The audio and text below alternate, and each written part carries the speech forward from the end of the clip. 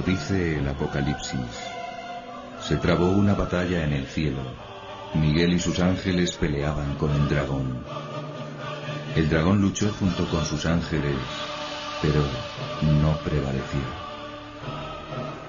Esta batalla fue espiritual, afirma una mística española del siglo XVII, Sor María Jesús de Ágreda, que recibió revelaciones sobre la caída de los ángeles. Lucharon con inteligencias y voluntades. ¿La causa del conflicto? Dios les había anunciado que la segunda persona de la Trinidad se haría hombre y deberían adorarle. Y además, que tomaría carne de una mujer que sería su reina y aventajaría en gloria a todas las criaturas humanas y angélicas. Los ángeles buenos obedecieron y alabaron al Altísimo, pero Lucifer aspiró a ser cabeza de todo el linaje humano y de todos los ángeles. Se rebeló pues contra Dios queriendo asemejarse a él y arrastró consigo a muchos en su pecado de soberbia. Dios prestó a Miguel y los suyos la fuerza para vencer al dragón que fue precipitado en los infiernos. El castigo de los demonios que habían sido creados buenos sería eterno y su sufrimiento tendría dos formas. La privación de la visión de Dios, que se transformaría en odio, y la pena de sentido, distinta para cada demonio según sus pecados. En la Biblia se le da diversos nombres: Diablo, Satán, Belcebú, Serpiente, Dragón y Belial, entre otros. También se le define como acusador, maligno, enemigo, tentador, padre de la mentira, asesino desde el principio y príncipe de este mundo. Para un cristiano, Satanás, Lucifer, demonio, diablo, es el mismo ser, espíritu angélico que se rebela contra Dios y dice non serviam. Es el no contra sí que Jesucristo, según la carta de San Pablo a los Corintios, ¿no?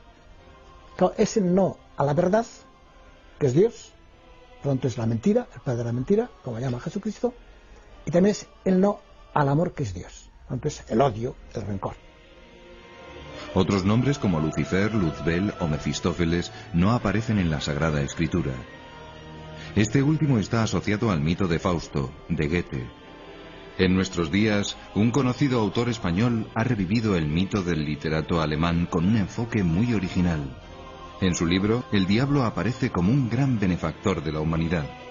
Un médico es tentado por la idea de solucionar el mayor problema que tiene actualmente el mundo desde el punto de vista de las enfermedades, el cáncer. A cambio le pide su alma, lógicamente. Lo que realmente intenta no es acabar con el cáncer por acabar con un sufrimiento de la humanidad. Eso a él le tiene sin cuidado. Él quiere acabar con el cáncer para que ese cáncer no haga que la gente tenga tiempo de volver a Dios. Quiere muerte rápida y aquí se acabó tu muerte con todos tus pecados al infierno. Adán y Eva fueron las primeras víctimas del odio y la envidia de Satán, mentiroso y revestido entonces de serpiente. Quería arrebatarles el gozo del paraíso que él había perdido y a Dios la adoración de sus criaturas. ¿Por qué tentó primero a Eva? La explicación de Ágreda es que el diablo dudaba de si Adán sería el Verbo encarnado y estaba más seguro de que la mujer no era Cristo. Sea como fuere, nuestros primeros padres pecaron. Pero para desesperación de Satán, no fueron castigados eternamente como él, pues su pecado fue por debilidad, no por malicia. Y se les prometió un redentor y una nueva Eva, María, que aplastaría la cabeza del reptil infernal. Desde entonces la lucha entre los hijos de Eva y las huestes diabólicas no ha cesado un instante. El diablo, con sus diversos nombres, aparece numerosas veces en los Evangelios, 11 veces en San Mateo, 13 en San Marcos. Lucas le cita 23 veces y San Juan 6. También le citan, tal vez sin darse cuenta, millones de cristianos en el Padre Nuestro.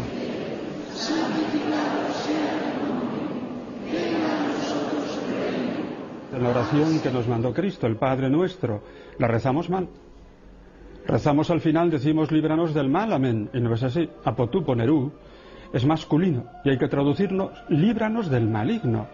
La oración del reino, venga a nosotros tu reino, tiene un enemigo y le pedimos en esa oración al Padre que nos libre del maligno. Todos los cristianos creyeron en su existencia desde el principio. Prueba de ello es la abundante iconografía que le representa en las más variadas y horribles formas. Y es que esa representación que hacemos del demonio, con cuernos, con rabo, ¿no? Pues yo diría que ha favorecido poco a la fe en el demonio, porque, no sé, se han hecho muchas parodias, muchos sarcasmos de todo ese tipo de figura.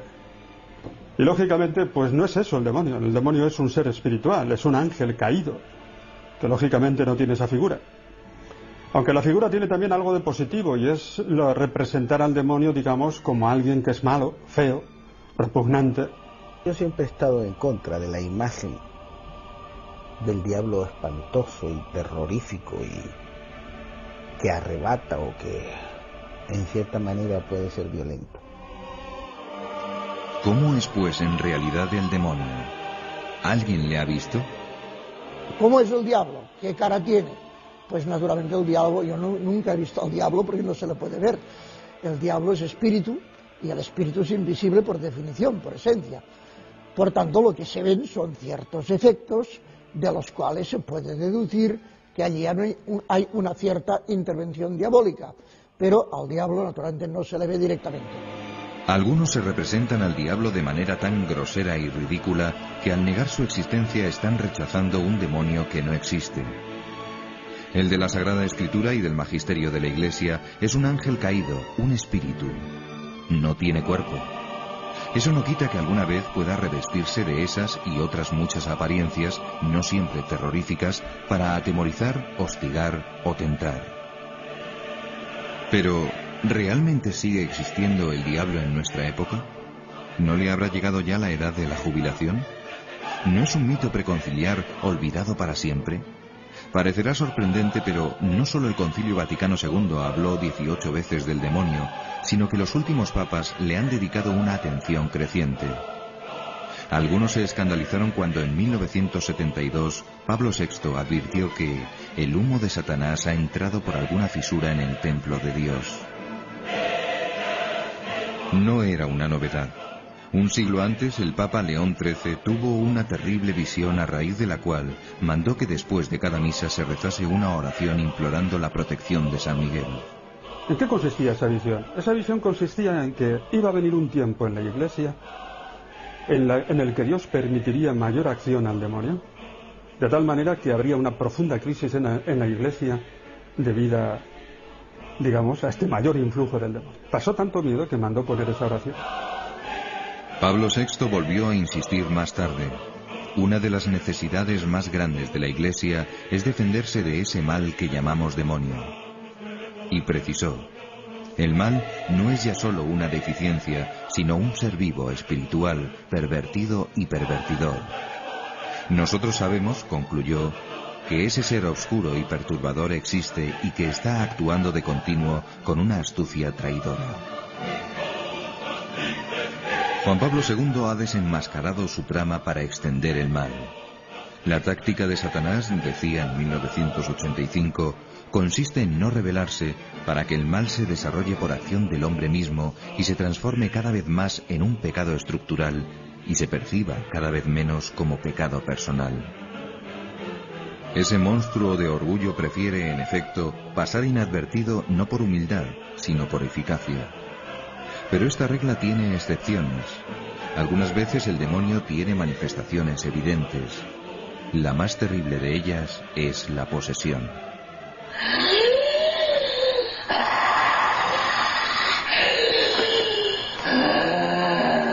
Satan, va-t'en.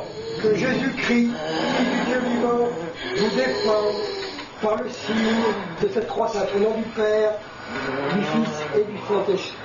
Brûlez! Et la croix, brûlez, voici la croix! Le bois de la croix est sainte!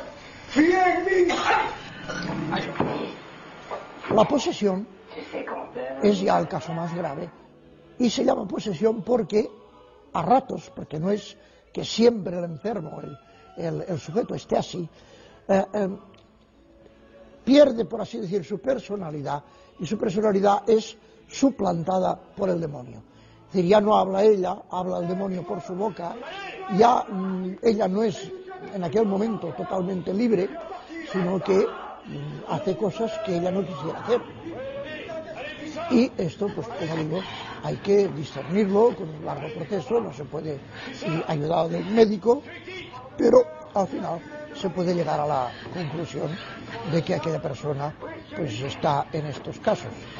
Y entonces pues hay que practicar, como digo, el exorcismo. En otros casos también lo he hecho, y siempre se da esta, como diríamos, esta contradicción de que hay momentos en que la persona es ella, y entonces está, diríamos, en plena colaboración con el exorcista para verse libre de aquella cosa que tanto sufrimiento le causa, pero en el momento, en cambio, en que aquella persona se siente o está poseída por el demonio, pues desde aquel momento tiene reacciones hostiles, aunque, repito, nunca, al menos en mi presencia, se ha producido una agresión física ni contra el exorcista ni contra las personas, poquísimas, que a veces acompañan al exorcista. El exorcismo yo nunca lo he hecho solo, sino lo he hecho siempre cuando podía con el médico al lado y con alguna otra persona, generalmente familiar, íntimo del sujeto. Au nom du Père, du Fils et du Saint-Esprit. Allez, tu dégage! Allez, tu t'en vas! Allez, dégage! Au nom du Père, du Fils et du Saint-Esprit.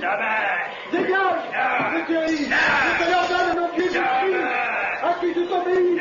Estamos viendo exorcismos reales. Cada caso es distinto del otro, pues los diablos son seres personales, muy distintos. Cada uno agota su especie, dice Santo Tomás, y diversos son los síntomas de su acción. El exorcismo no es una operación ni fácil ni rápida.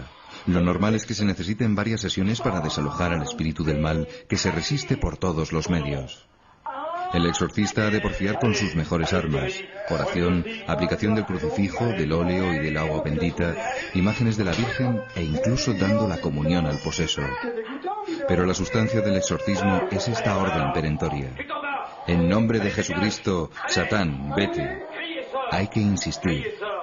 A veces el desenlace es cuestión de meses. Puede durar incluso años. El exorcista experimentado sabe que el diablo tiene una inteligencia superior y tratará de engañarlo. Traba un combate desigual que perdería si Dios no estuviese de su lado. El demonio pues es muy inteligente y no se da a conocer. Generalmente tiene muchas respuestas evasivas o ambiguas, y hay que ir con mucho cuidado. El demonio miente, y miente mucho, y confunde, y es ambiguo, por tanto no sacas mucho de quererle hacer hablar. Más bien puedes sacar confusión y esto. Por tanto yo no pregunto mucho, pero ciertamente que sí, que a veces, por ejemplo, muchas veces cuando le haces preguntas, el enfermo contesta sonidos inarticulados. Algunas veces incluso puede, pero no le he tenido tiempo de comprobar, puede hablar alguna lengua o palabras de lenguas que uno desconoce. Entonces, pues hay sonidos, hay palabras que uno dice, pues no acabo de entender por dónde pueden ir. Yo solamente he podido verificar alguna frase en latín, que es lo que, como lo conozco yo, pues he entendido y he podido dar testimonio de que era una lengua desconocida para el sujeto en cuestión. Comment vous sentez maintenant? Non, il n'est pas parti. Il n'est pas parti. Il est encore là. Il est encore là. Il va partir. Ante lo sagrado o lo religioso, la reacción del endemoniado va desde el fastidio y el horror hasta la ira, acompañada de blasfemias o insultos. Sors! Allez, sors! Sors! Sors! Acabada la crisis en que emerge la segunda personalidad, aunque el diablo no haya sido expulsado, la persona puede llevar vida normal, si bien puede sufrir diversos dolores y molestias. El diablo ha salido de esta mujer. Su semblante ha cambiado radicalmente, se la nota ya sonriente y distendida. Dios nunca deja a la persona perdida en manos del espíritu del mal, sino que si la persona busca a Dios, le encontrará, y le encontrará benévolo y con fuerza suficiente para sacarle, y que estas experiencias, después de ser liberada, le sirvan para el bien. Y esa es la experiencia que tengo. Pero, ¿no estaremos ante casos de enfermedad mental? Esta es una explicación fácil para los que niegan la existencia del diablo. ¿Qué nos dice de ello la psiquiatría moderna? ¿Puede distinguirse la posesión de los trastornos mentales? La fenomenología sintomática de una persona que, por ejemplo, ha hecho un pacto con el diablo, o que sin mala voluntad el diablo se ha posesionado de su cuerpo, y esto plantea un problema teológico en el cual yo no entro porque no sé nada de eso, y es cómo Dios permite el mal, ese mal tan tremendo. Pues esa persona puede tener síntomas que son bastante distintos a lo que ocurre en la psiquiatría, pero me parece que por muy sutil que sea el diablo, y lo es, y es mucho más listo que yo y que todos nosotros probablemente, creo que lo tiene muy difícil, porque quizás por su propia maldad organiza o realiza a través de la persona que posee y que le está sujeta acciones que son de una inmensidad, de una radicalidad y de un imperio que ninguna persona demente las haría.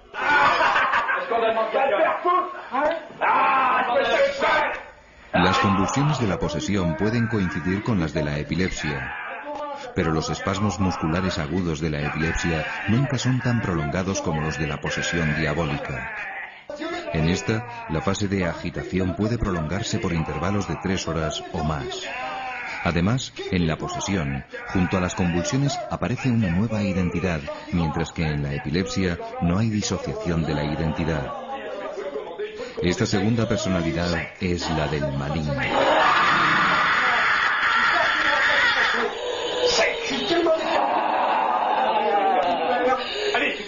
Aquello que la ciencia psiquiátrica no puede explicar, no es que no sepa o no quiera, sino simplemente que no puede, queriendo y sabiendo, me parece que sí es conveniente consultar con el exorcista. Hoy la Iglesia recomienda, ante un caso de exorcismo, pues que haya una consulta, una peritación por parte del psiquiatra. Y a mí me parece que esto es una cautela enormemente prudente y muy de agradecer. Es decir, la Iglesia en la actualidad ha defendido, y creo que ha sido una de las poquísimas instituciones que ha dado un paso hacia adelante en favor, por ejemplo, de la psiquiatría y de la psicología, en muchos casos. Es decir, la Iglesia nos da un ejemplo, como experta en humanidad que es, de no tener miedo a la razón.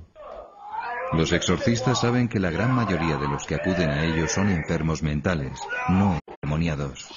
Para distinguirlos, utilizan algunos trucos.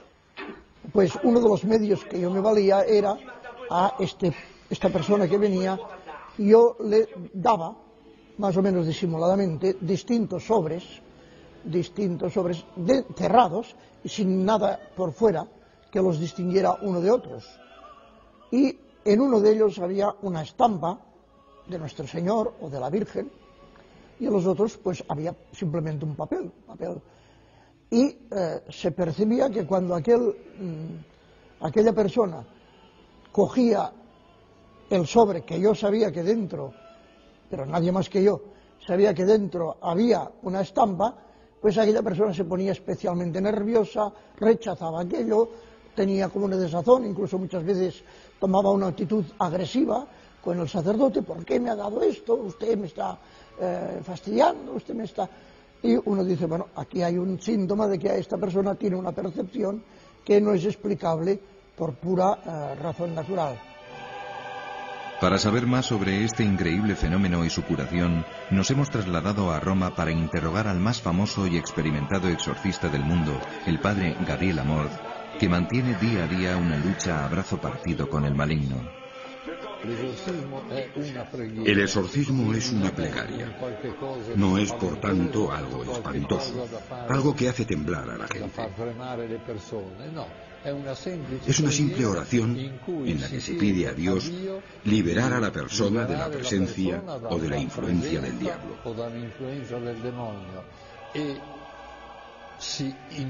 Y se manda al diablo, en nombre de Cristo, que se vaya. Yo, antes de empezar, me pongo la estola, que es el típico indumento sacerdotal, estola violeta. Me la pongo porque me es más cómodo para poder ponérsela sobre la espalda a la persona que debe ser exorcizada. Luego empiezo con el agua bendita. Esto es un frasco con agujeros y bendigo a la persona con el agua bendita.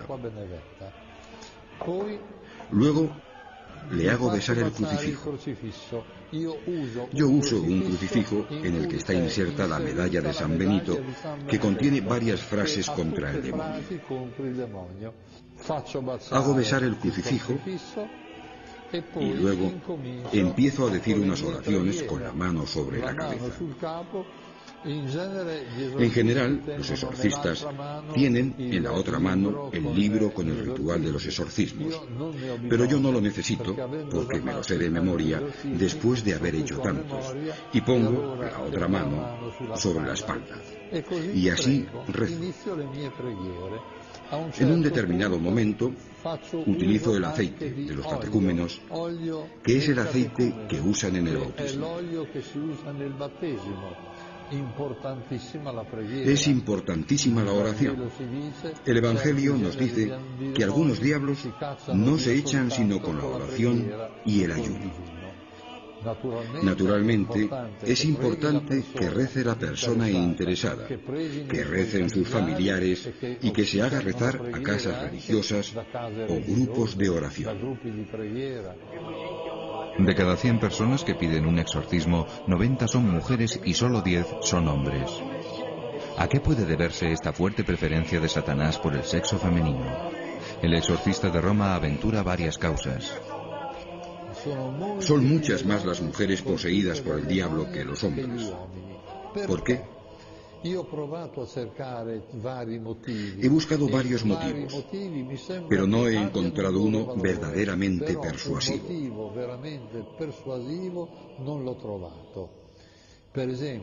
Por ejemplo, las mujeres son más curiosas y se atreven más. Frecuentan más a los magos, a los cartomantes y las sesiones de espiritismo, o son más asiduas a ritos satánicos. Por eso se exponen más. Otro motivo sería que el diablo ataca a la mujer porque a través de la mujer espera llegar al hombre, como en el caso de Adán y Eva, y en que fue Eva quien convenció a Adán a hacer lo que había hecho ella, a comer la manzana. Otro motivo que puede tener un valor teológico, para vengarse de Nuestra Señora. No hay duda que la enemiga de Satán, por excelencia, es María Santísima. Por otra parte, muchos hombres no se atreven a ir al cura, mientras que las mujeres están más dispuestas a acercarse a un sacerdote para pedir un exorcismo. Contrariamente a Francia o Italia, España ha experimentado una gran crisis de exorcistas oficiales. Tanto es así que algunos han llegado a viajar a Roma para ser exorcizados por Amort, cosa que éste desaconseja. Apenas se contaban 2 exorcistas en España cuando en julio de 2002 la Conferencia Episcopal decidió publicar el ritual de los exorcismos, recomendando el nombramiento de un exorcista por diócesis. Una de las razones por las que al parecer no abundan los exorcistas es el miedo a la venganza del diablo contra quien le combate. ¿Está fundado ese temor? Después corren muchas historias de venganzas del demonio contra exorcistas, muchas. Son falsas, son mitos que van corriendo y corriendo y al final se hacen grandes. Aunque, para ser honesto, debo decir que alguna vez sí que han ocurrido. Pero si han ocurrido ha sido porque Dios lo ha permitido. Porque Dios lo ha permitido. Si no, no. Yo, por ejemplo, debo decir que hasta que no publiqué mi tratado de demonología, pues nunca me había pasado nada. Y sin embargo, después de publicarlo, pues me empezaron a ocurrir cosas. Un buen día me acuesto después de dar una conferencia, estoy con las manos así, tumbado en la cama, y de pronto veo que se enciende la luz de la habitación, hasta oí el interruptor. Pues alguien pensará, uy, ¿se pondría usted lleno de miedo diciendo el demonio está aquí? No. Dije, vaya, qué poco puede hacer. O sea, realmente, qué poco puede hacer el demonio más que encenderte la luz y poca cosa más. Entonces ya en el mismo ritual se le dice al mal espíritu que de ninguna manera ataque físicamente a ninguna persona presente, y siempre lo ha hecho así. Ha tenido manifestaciones como conatos, pero nunca los ha llevado a obra, a realidad. Sí, en cambio, esto sí, insultos, esto sí. Insultos, agresiones verbales, esto sí. Pero no, en cambio, agresiones físicas. Yo nunca las he visto. Sí, alguna vez, conmociones, saltos, etcétera, de manera que han tenido que sujetar un poco a la persona para que no se hiciera daño él mismo. La obsesión diabólica y la vejación son otras de las formas en que el maligno puede atacar a algunas personas. La obsesión se produce cuando uno tiene pensamientos obsesivos invencibles que le martillean la cabeza y le incitan a la desesperación y al suicidio. También de esto he tenido varios casos. La segunda forma es la vejación, cuando el diablo no está en la persona, pero causa perturbaciones desde fuera. Por ejemplo, muchos santos han sido atacados por el diablo, como el cura de Ars, que era echado de la cama, o el padre Pío, que era apaleado continuamente. Creo que casi todos los santos han sufrido vejaciones fuertes por parte del diablo. Además, el diablo puede infestar, ocupar lugares e incluso animales. Las intenciones del diablo son variadas. A veces no son directamente sobre la persona, sino sobre cosas, objetos. Objetos que en una casa, por ejemplo, explotan, un vaso, un jarro, sin ninguna causa, sin ninguna causa aparente. Puertas que se cierran estrepitosamente sin que haya habido viento ni nada parecido. Cuadros que se caen y están perfectamente sujetos en la pared y se caen de repente. Uno al principio, cuando comienzan estos fenómenos, pues dice, habrá ratas o estará pasando algo, pero después, conforme va avanzando la manifestación de la posesión de un lugar, queda claro que es un demonio. Ha habido casos en que los golpes daban justamente al espejo que una persona tenía delante. Me acuerdo de un caso concreto. Pues todo ese tipo de cosas ya se ve que no se debe a causas naturales. Entonces, además estamos seguros de que no se tratan de poderes de la mente, porque si un sacerdote hace el rito que la Iglesia tiene determinado para eso, y que aparece en el ritual de exorcismos, incluso en el nuevo, pues desaparecen esos fenómenos. Estos casos en que no hay intervención directamente sobre la persona son más numerosos que los casos ya de posesión, que son más raros. De estos casos me he encontrado bastantes más. Y que no hay duda, aunque yo no los he presenciado directamente, pero no hay duda por el número, la cantidad de testigos. Por a veces es toda una familia de la cual pues, hay viejos, jóvenes, medianos y todos han visto el mismo fenómeno. Una intervención diabólica muy grave y que parece en aumento en nuestra época es el maleficio. El maleficio es hacer el mal a una persona a través del demonio. Maleficio es una palabra genérica. El mal infligido a la persona por medio del diablo puede hacerse de muchos modos diversos. La forma más común del maleficio es el hechizo. El maleficio puede hacerse con un hechizo, con el mal de ojo, con una maldición, con un rito vudú, con una macumba, con un rito satánico. Puede hacerse de muchos modos diversos. A veces las personas que hacen maleficios usan objetos que por vía maléfica introducen dentro de la persona. El caso más grave que yo he conocido es que uno, dentro de su almohada, encontró un sapo vivo. ¿Cómo consiguió entrar dentro? Por vía maléfica, por vía mágica, mediante un maleficio, o sea, a través de la acción del diablo. Ocurre que las personas, para liberarse, necesitan deshacerse de los objetos que les han metido en el estómago de modo invisible. Y sucede entonces que cuando vomitan estos objetos salen cosas verdaderamente extrañas. Voy a enseñarles algunas. Por ejemplo, vean uno que vomitó en una sola vez una cadena metálica así de larga.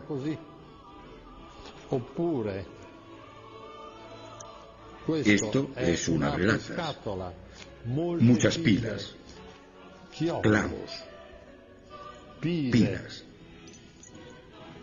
llaves. O sea, objetos varios que son vomitados. Y yo me he dado cuenta que estos objetos se materializan en el instante en que salen de la boca.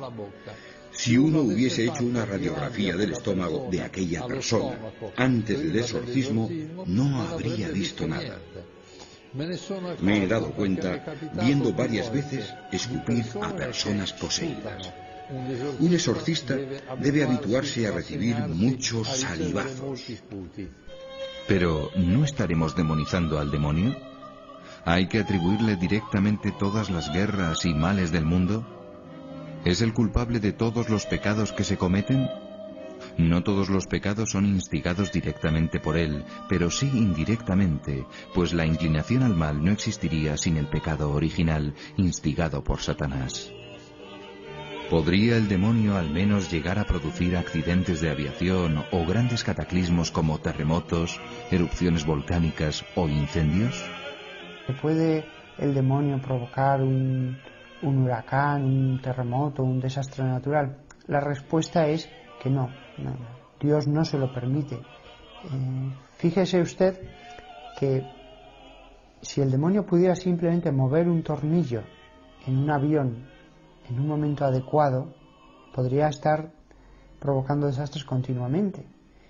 Ya no estamos hablando de provocar un terremoto, simplemente mover un tornillo. No, Dios no se lo permite. Solamente al final de los tiempos le permitirá manifestarse de un modo más abierto. Pero mientras tanto, todos los desastres naturales no. Además hay una cosa que debemos tener en cuenta. Todo tiene una causa natural mientras no se demuestre lo contrario. Solo es demoníaco aquello que efectivamente no se puede explicar con ninguna otra causa más que con la intervención del demonio. En cambio, es verosímil la acción de Satán en el origen de conflictos y guerras, por ejemplo, influyendo en líderes políticos perversos. El demonio puede atacar no solo a personas individuales, sino a comunidades enteras. No hay duda que el demonio, entre todas las personas, busca preferentemente las que tienen más influencia sobre los otros.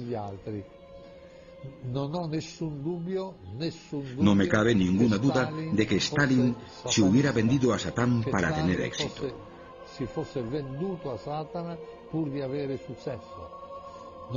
No tengo ninguna duda de que un personaje como Hitler estuviese completamente invadido por Satanás. Hay que notar que Satán puede influir en grupos enteros. Y yo creo que todo cuanto el nazismo ha hecho ha estado enteramente inspirado por Satán, porque los nazis cometieron atrocidades que racionalmente no se pueden explicar. En algunos casos, muy raros, el diablo puede provocar enfermedades. El mismo Evangelio lo dice varios casos. Tiene un espíritu mudo. O el caso de la mujer encorvada, que expresamente dice Jesús que era por un demonio.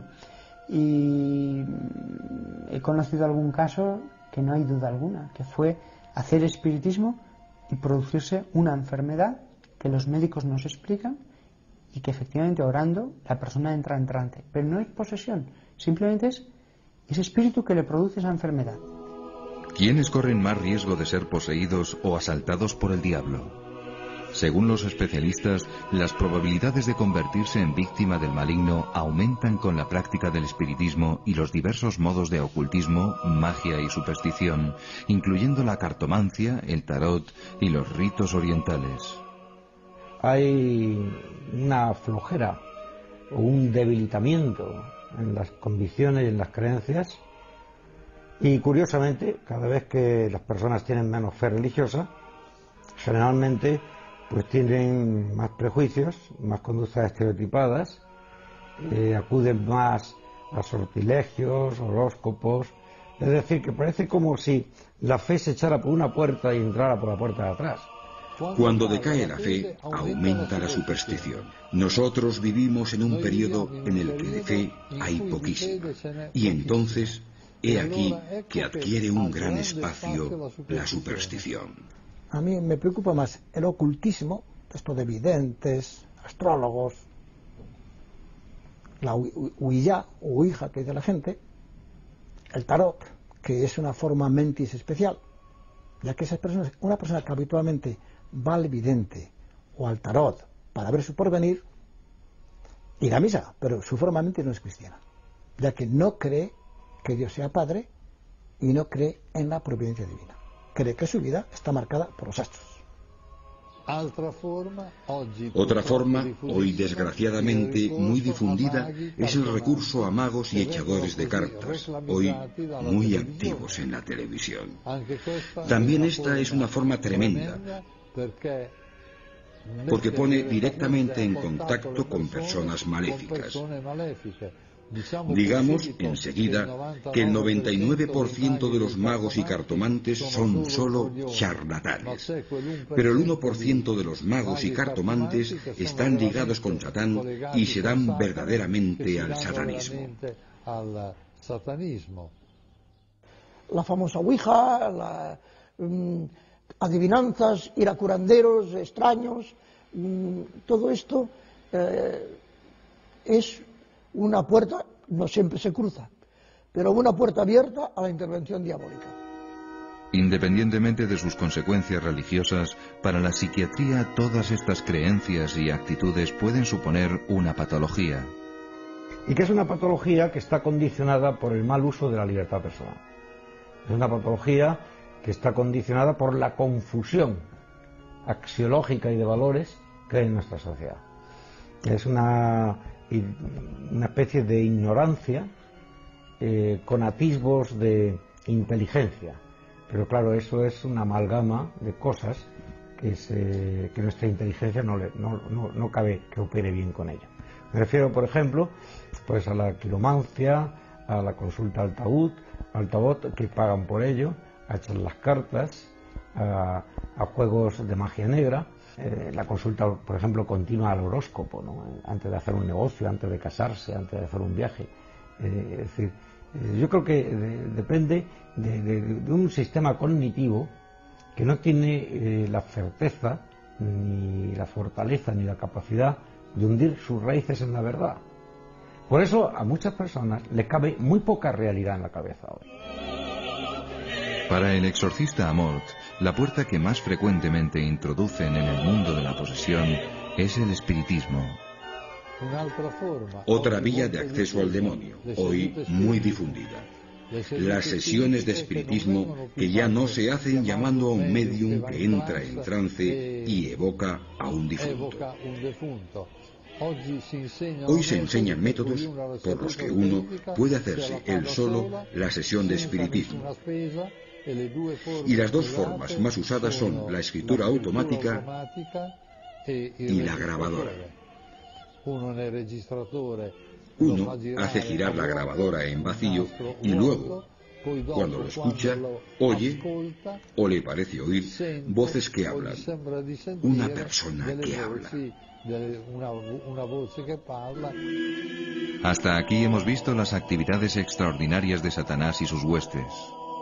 Las más frecuentes y ordinarias son menos visibles, pero a menudo más temibles. Estamos hablando de las tentaciones. Casi toda la acción del demonio se reduce a tentar.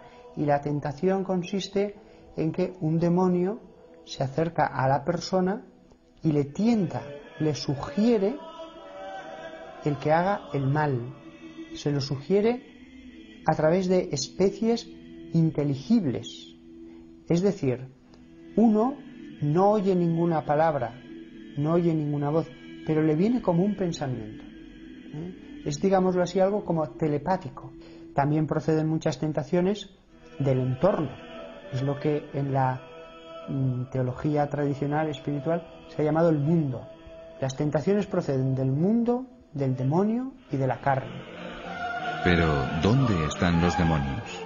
De la Biblia se deduce que tienen dos sedes, una en el infierno, donde torturan a los condenados, y otra en el lugar donde se manifiestan o actúan.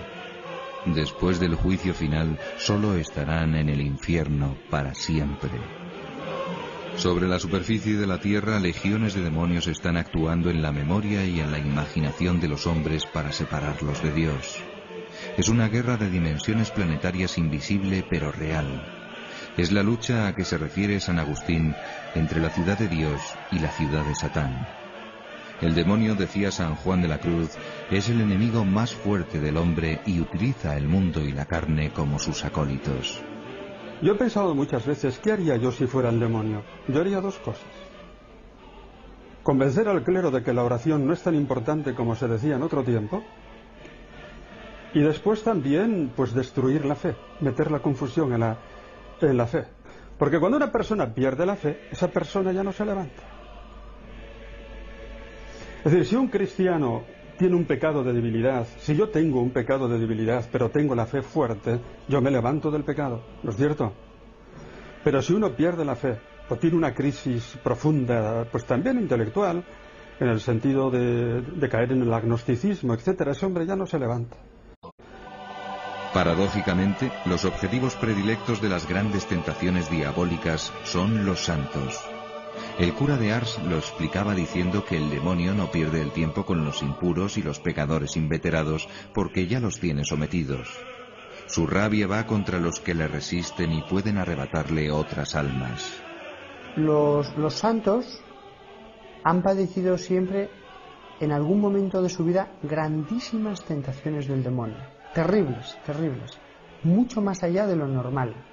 Si en las personas normales en algún momento el demonio se acerca para tentarles, en los santos, cuando Dios ve que ya están fortalecidos en la fe, sobre todo en la fe, y que tienen virtudes, entonces permite al demonio el que pueda hacer un último asalto.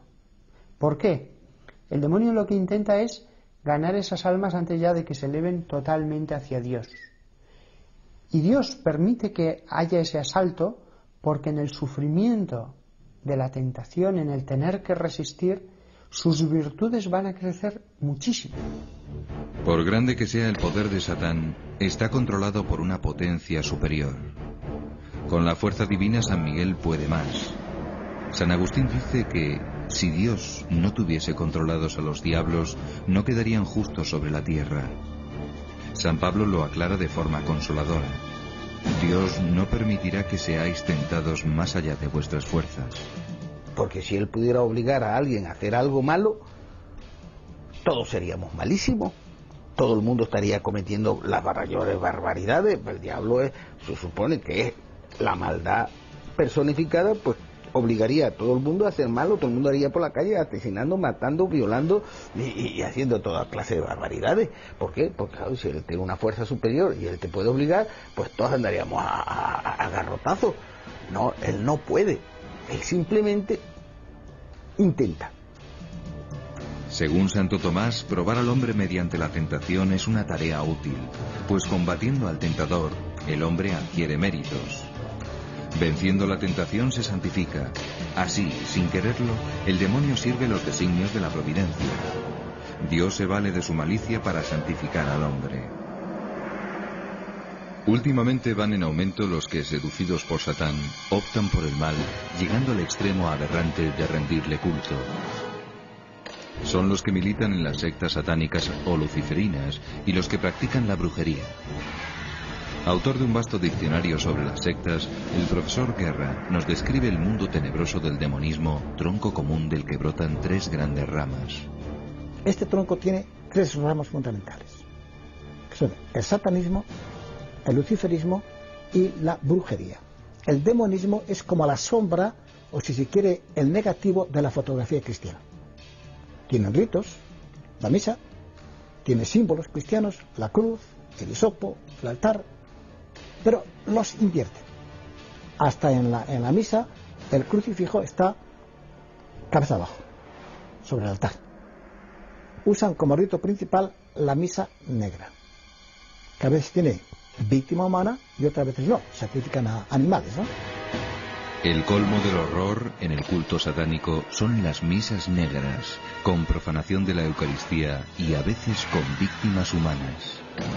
Normalmente una joven que sea inocente, para el mal hay que ofrecerlo inocente, lo contrario, menor de 15 años normalmente, pobre muchacha, tiene que entrar desnuda, van detrás los satanistas, con sus ropas, ropajes y demás, la atan sobre el altar y al comenzar la misa, bueno, con el crucifijo boca abajo, y al comenzar la misa la graban en el pecho los signos satánicos. Entonces, para comulgar, abren el pecho a la víctima ritual, sacan el corazón, los pulmones y el hígado, todavía calientes y palpitantes, los toman, los comen. En el luciferismo, las misas negras del satanismo se convierten en misas rojas. Se llama misa roja porque en el local donde se celebra todo rojo.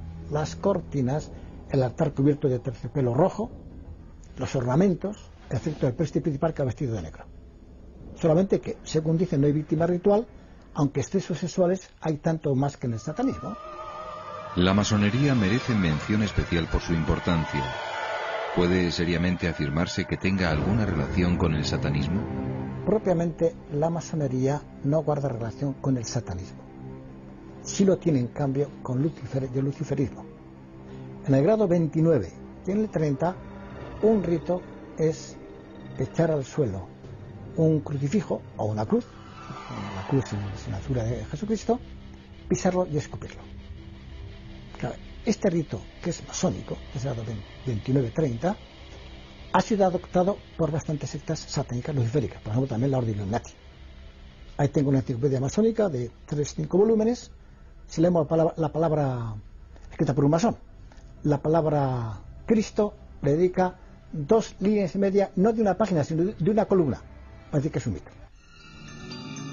La brujería es otra rama del demonismo. Todos hemos oído hablar de brujas, pero como una caricatura medieval. Lo que nos parecerá inaudito es que ese fenómeno está en alza, en proporciones alarmantes.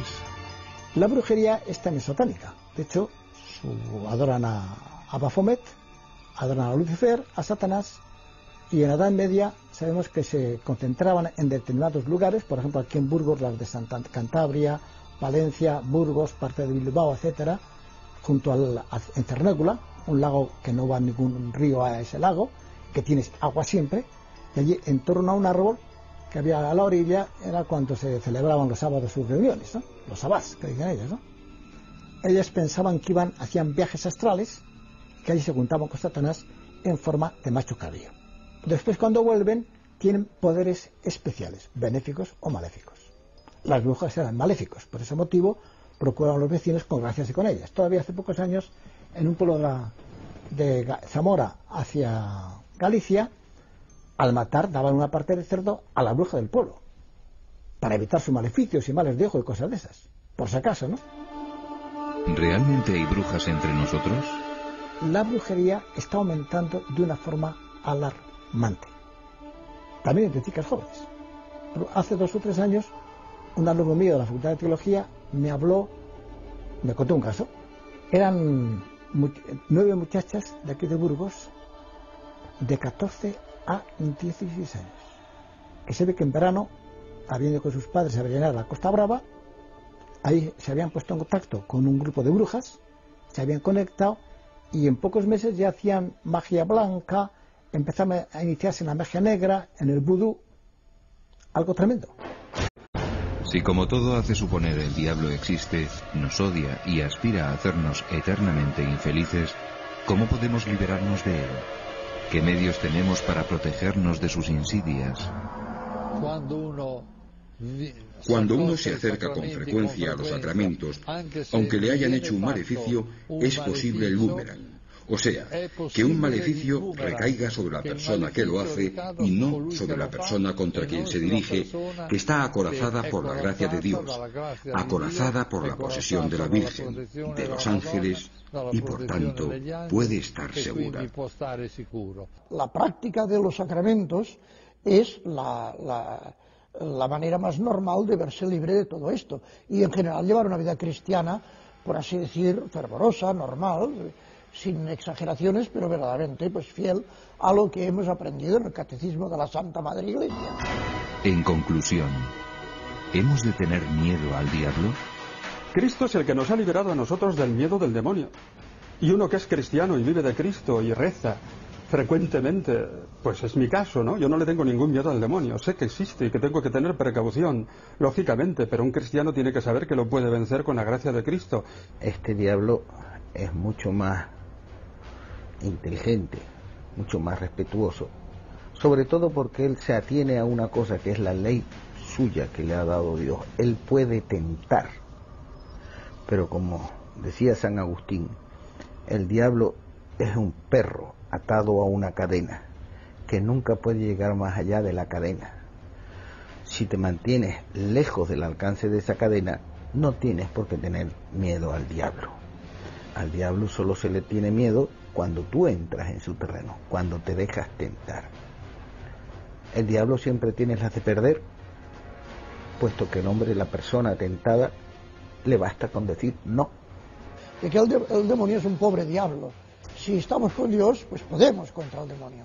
Por tanto, no hay que tenerle miedo especial si uno pues acude a Dios, que es el que realmente le puede poner en su sitio. Si uno vive en gracia de Dios, si uno reza, si se acerca a los sacramentos, no debe tener ningún miedo al diablo.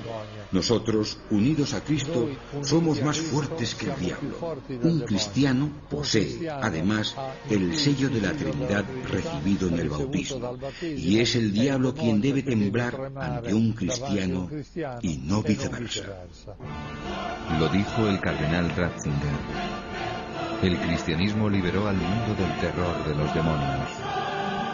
Pero si la luz de la fe se apagara, el mundo volvería a caer en el horror y la desesperación.